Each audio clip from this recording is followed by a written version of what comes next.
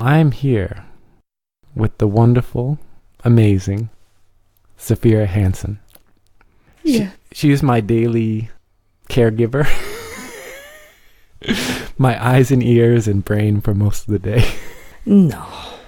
You do fine. No. You should take credit. It's just what I do. We would definitely implode without you. No. You'll be good. You all have the power within yourself. You just have to believe it. No. I can't. But there we go. Cheers.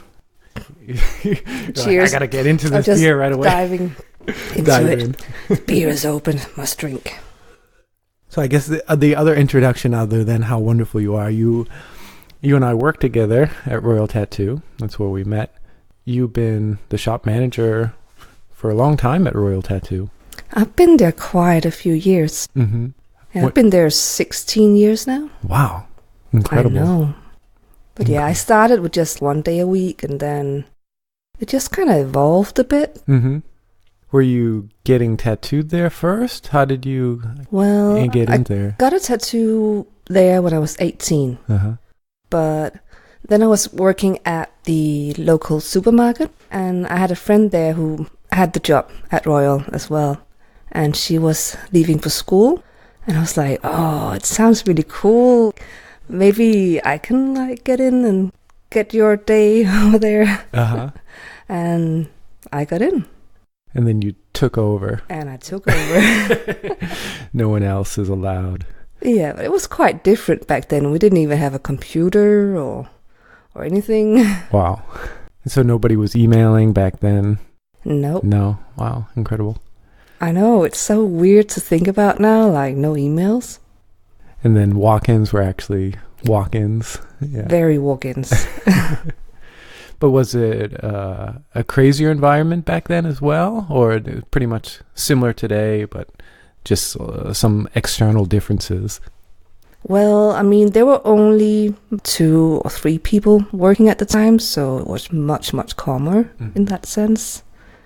And I remember at the beginning, Henning's waiting list, we just booked it. We didn't really have a waiting list. People were still like, oh, I have to wait 3 months. And now it's just like, well, I have to wait a little bit maybe longer. a bit more than that, but still doable. Mm-hmm. But I mean, we did have, a lot of much more Swedish people came in back then. Coming from the housing board. Yeah, coming in, getting stuff. And it was much more pointing to a flash on the wall and getting that one done. Right. I kind of miss those times, having those ready-made images and they're tattooable. Most of the time you and I have to discuss with the client of how their idea might not actually work as a tattoo, and that seems to be definitely something that we never dealt with before, of explaining to people what a tattoo was. Yeah. So that's kind of different. But on the other hand, people are getting newer and sometimes more interesting things than Flash. Definitely. People definitely see now much more what's doable instead of just having a small or a smaller selection of things to choose from. Right. Now they have the internet uh-huh. with unlimited possibilities and often things that can't work, but we'll make it work. Right. And it's kind of interesting, I was thinking earlier today that you've had to have met so many artists in the past 16 years of just the amount of guest artists coming in. I know. There's so and many. Getting tattooed. Yeah. It's probably all old hat to you now. Oh, yeah, so-and-so's here again. Yeah. Yeah, but it's funny because at the beginning, Royal was just the local shop. Mm-hmm. I didn't know anything. I was just kind of lucky to end up there. But there came that point where I kind of realized where I was located at. I was like, holy shit. But that's probably when you started getting more tattooed yourself and more into the life of tattooing. And Definitely. what you could actually get as well. Yeah, I started like, oh, I need something this guy and that guy, and like getting all these little souvenirs. We were talking earlier about some of the other interviews that you've had in the past associated with Royal Tattoo. There was that one that we were talking about with the ladies with tattoos type of thing. And that was fun. They were like contacted the shop asking for, I think it was ladies tattooed in different age groups. Mm-hmm. So they asked us to find one in the 20s, 30s, 40s, and I think up to 80s. I think we found 80 one. years old. Wow. So I grabbed the 30. The 20th. The 20. The 20. Well, in my heart, I still feel like I'm 27, but yeah, I can't really claim that too much longer. No. But inside my black little heart, I feel 27. Mm-hmm. And I guess recently, if you've been tattooed in Royal Tattoo and you've gotten any sort of script, it's been drawn by you. And I have to thank you for that, because I would be lost without you there. It's fun. I like doing it. Yeah. But I don't think many people know, because you kind of keep quiet about it. You don't really, you're not very boastful about it. You're very focused on what you're doing. And yeah, well, I still feel like I have a lot to learn still. And it's not, I mean, it gets easier and easier to draw it, but still, like, sometimes it's a bit of a struggle to get it just perfect and just the way I want it. So it's probably because you know what to look for. I feel the same way with certain things where I'm looking at something and I'm like, oh, it's so simple. But again, there's so much nuance to it. Yeah. And I think the more you learn, the more you get caught up in the nuance of like, oh, how this could be. And when you don't know as much, you're more likely to be a little bit more proud of something. I know. I started 4 years ago when I was like, I'm going to learn Gothic. Mm-hmm. That was just before like the lettering trend, when people started being interested in learning letters. So I found one book describing how to do it. Mm-hmm. So I just got that book, went home and started like drawing out my Gothic letters. And I was so proud. I was like, oh my goodness, this is amazing. Now I'm like, oh shit. There's so much to know. Oh my goodness, they're so wonky looking. It's, But for me, like, as I guess the untrained eye, I look at it and I'm floored by it, because it's like magic to me. As much as I've drawn other things and just the fluidity of the lines, like, that to me is really impressive. And it's interesting to me that you didn't even get into tattooing, being so like closely intertwined in it, and still having that ability that you have. But you like not having I really just like drawing letters. Mm-hmm. And I don't know, tattooing is to me something you should go in all your heart, all your energy. Mm-hmm. So it would just be a means to an end. Yeah. It would be like just a way for me to do letters, but I just want to do just letters on anything. So actually to go into tattooing just for that would be, I don't know, it wouldn't be right, I think. Right. It would almost kind of distract you from your main purpose. Yeah. And you're already able to do what you're doing. But you do commissions as well. I have done a few, but not too much. No. I don't know, I find it really hard to I wouldn't say boast about it, but I don't know, speak up and put it out to the world too much. Well, it's too late now. Because it's like, am I good enough for this yet? I could be better. Maybe I should work a bit harder and like get a better portfolio together before I put it out there. It's never going to happen. I think as an artist, you're always going to feel that, oh, it's not good enough. There's something else I can tweak, and holding it back always postpones you doing what you're really going to want to do. I know that for me as well. I remember getting a show together for paintings. Mm. And I would have a good amount of work done. And then I'd look at it all as a collection. And I'd be like, well, maybe we'll do one next year. And it's never going to amount to what I have in my head or my own expectations. But the one good thing I think about doing something commercially or as a commissioned artist is that you're forced to do it when you don't want to do it as well. That's the best part. When you have a deadline, you have to do it. Yeah. Otherwise, it'll just sit there and look at it, and it'll never be done. Never be done. Never. And you were talking about the Gothic letters that you started getting into 4 years ago. Yeah. Can you name a couple other styles of calligraphy or penmanship? I don't know. I'm very ignorant. What you would call it? Well, like, I would call it simple script letters that I do as well. I have taken a class in Spencerian, which is a bit more difficult, and I'm not good at it, but it's really fun to learn.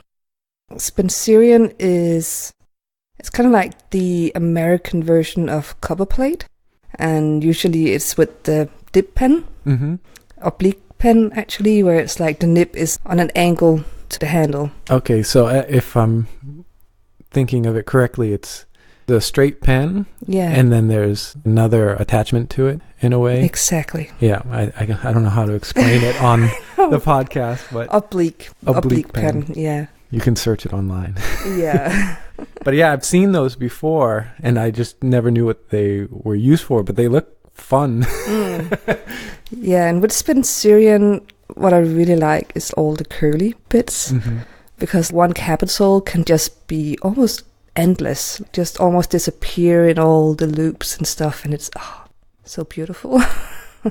With the calligraphy or penmanship or script in general, is there like a base to it? Like there's like a certain form that the letter has to be, and then you can add your flourishings to it, like your own personal flair to it as well? Or is even the squiggly bits, as you say, is that something that you learn, or is there a specific form to follow for that? Well, with Spencerian, there is a very strict rule of how to do it. You can like venture out from that and do your own little twist to it, which I think everybody does, because there's lots of different writers who's been doing this style. But even something like Gothic, there is, an angle that the letter should be in. And then, of course, you can change that, but it should be consistent to all the letters to make it work. Now, are the angles for the Gothic, it's the vertical post, and then there's a certain angle for the attachments of make up the rest of the letter? Yeah, so Gothic should always start in a 45-degree angle, and then you can change it into 30 to make the stem a bit wider, so it doesn't look too thin. Interesting. So yeah, I don't even think about the angle anymore. It's just that's finally something that's natural to me, just to muscle memory. Turn the pen exactly.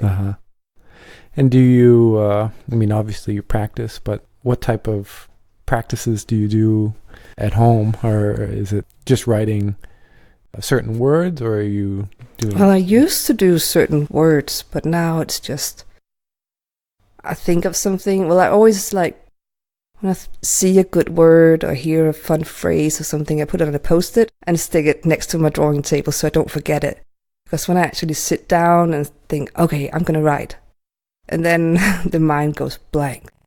What should I write? Then it's just take a post-it. So now it's just like one word or one phrase that I work on at a time. And trying to get the balance of the word, like the beginning and the endings, kind of everything to fit. Oh, yeah. Yeah, it's so much. And I think for most people looking at it, they think of it as like, oh, I just write my name and it's done. But yeah, there's a difference between my handwriting and how I draw letters. So yeah, I don't write letters, I draw letters. Yeah. My normal handwriting looks like I could have been a doctor. Writing scripts. I know. Thank you. But yeah, it's super interesting. And I know you did some courses. The one thing I was interested in hearing more about was the sign painting course that you did. Yeah, they're super fun always. Yeah. I love those. I've done 2 of them so far. One with Jacob from Copenhagen Signs. Mm-hmm. What's his last name? Do you remember? Jacob Ingberg, yeah. And is that done with like one shot? Well, the one with Jacob was just acrylic. And he has a studio here. Yeah, in Copenhagen. He's amazing. Yeah. And how often do you get to, go to see his work or do workshops with him? Well, I've done his workshop and then an American guy, Mike Myers. Mm-hmm. Amazing, funny guy. That was sign painting as well. And he hosted another class with Ivan Castro. That was really hard. That was one of my first attempts on trying to do real dip pen. Oh, yeah. Oh, my goodness. A lot of times in the workshops, there comes this point where I'm thinking, I can't do this. I question my life choices. And I'm like, is this ever going to work?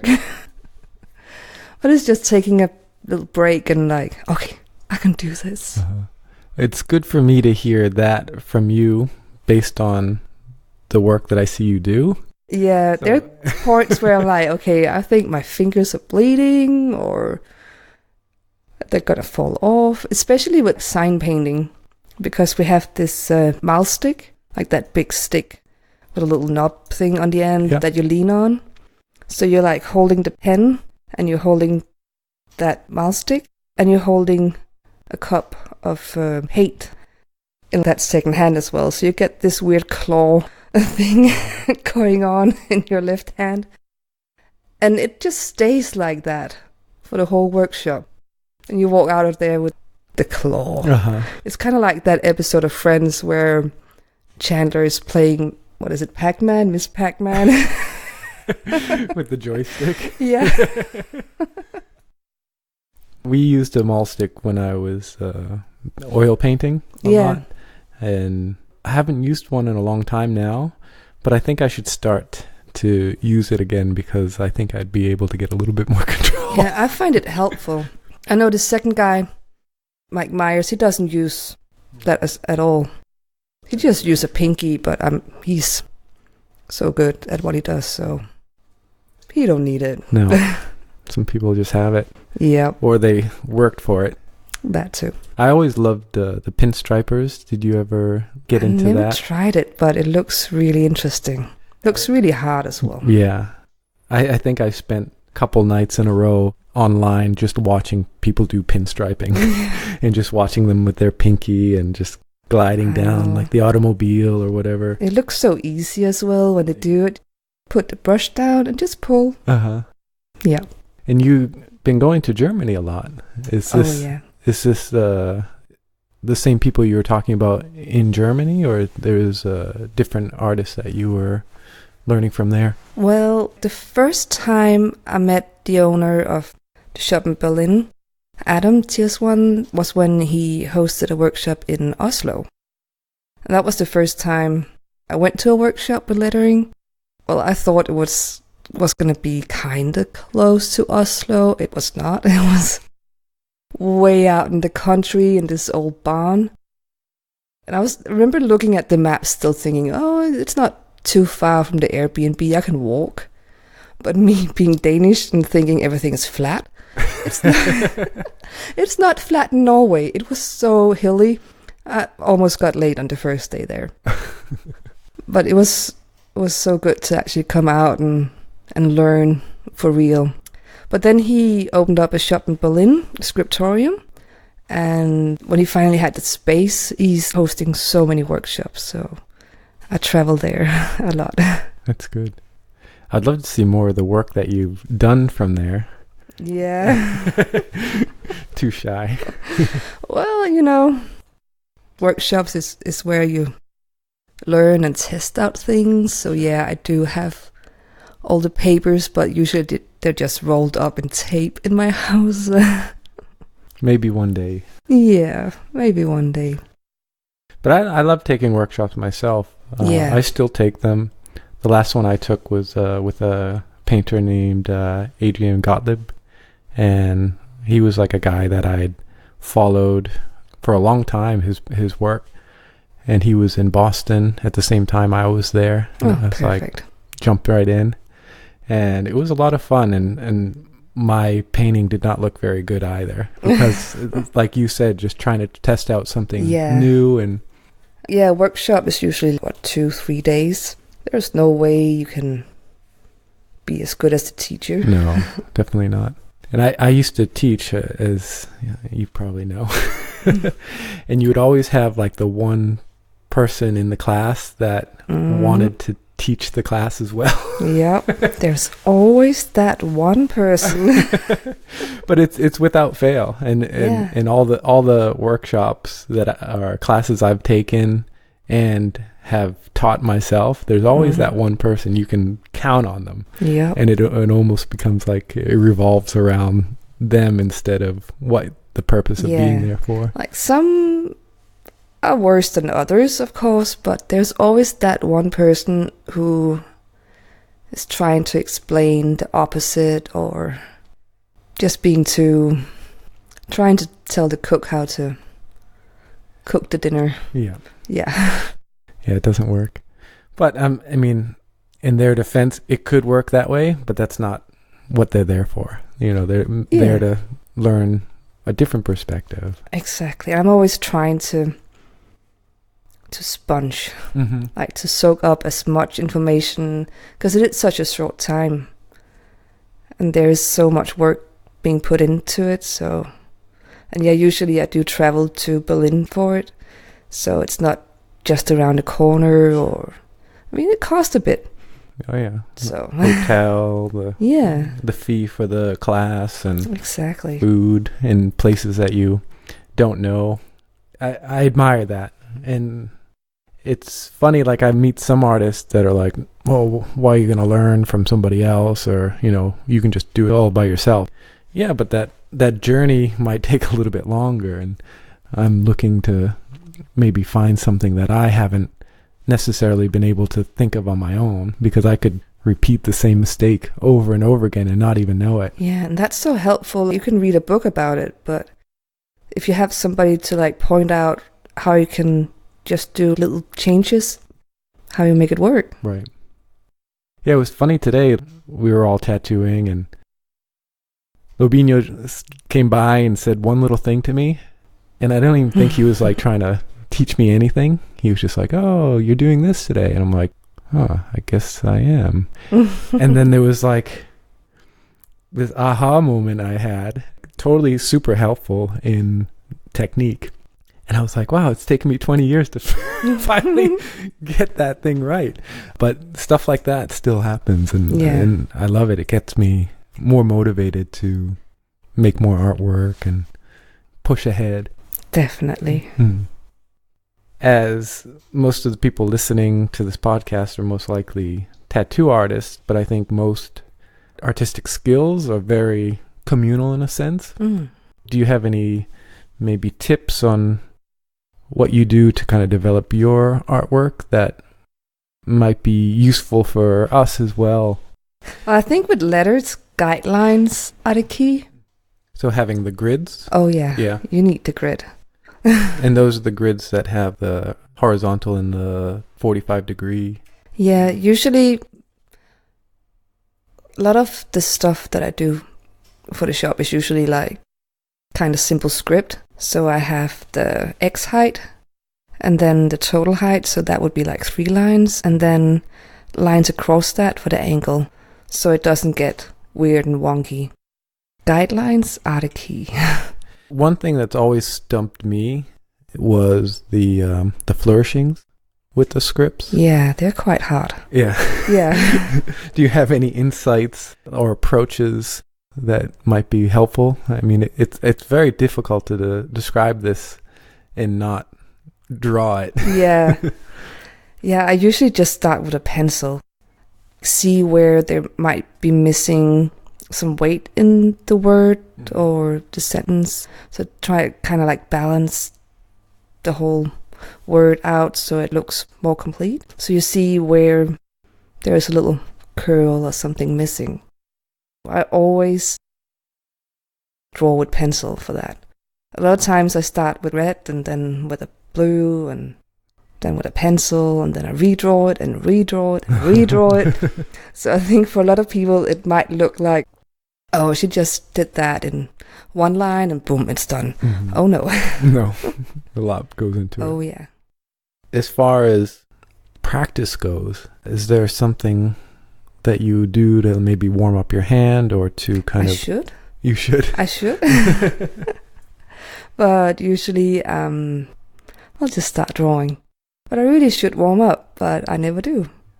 Whenever I do the paintings, like the watercolor paintings, yeah, I do all the lines with the brush. But if I go straight to the painting, I'm going to have a big blob. So I usually start on a tester paper, get my hand going first, and then once I find out what the pressure is to get the fine line or the thick line, then I go for it. That's really helpful for me. But yeah, otherwise I think something would be to mind the pressure on whatever pen you're using. It kind of mimics the way a nib would work. A nib would make a thicker line when you draw it downwards. So that's when you put pressure on whatever pen you're using. And then upwards is the thin hairline you can produce with it. So essentially you should be able to use just a pencil to draw that. That's wonderful. It is. I love letters. And you have an Instagram. I do. It is Zafira_loves_letters. I even got it tattooed on me. That's right, you do. I do. I like that tattoo. I would like to do more of that Gothic with the kind of textured or I know. It's so pretty. So we have to work on some people. Yeah. And I love sending you the text with the tattoos I did that you drew. Yeah. But they're good to have. I have done a couple of them, but I don't think you did. No, I think Saeed was able to do. Bruno did the one with Helsingør. Oh yeah. That was really fun. I like that one. It was like, oh, pressure. I'm going to draw the name of my city. It's going to be perfect. We should make different versions of that, and maybe somebody with the pride of Helsingør will come and get it. Exactly. Thank you so much for being on the podcast. I think you give us a fresh perspective that's not only tattooers, and I think we need that. Yeah. Well, I really appreciate you making the time, and we'll definitely hang out more. Fun times. I promise. All right, thank you. Thank you. I'm grabbing a hug. Oh, you did so well.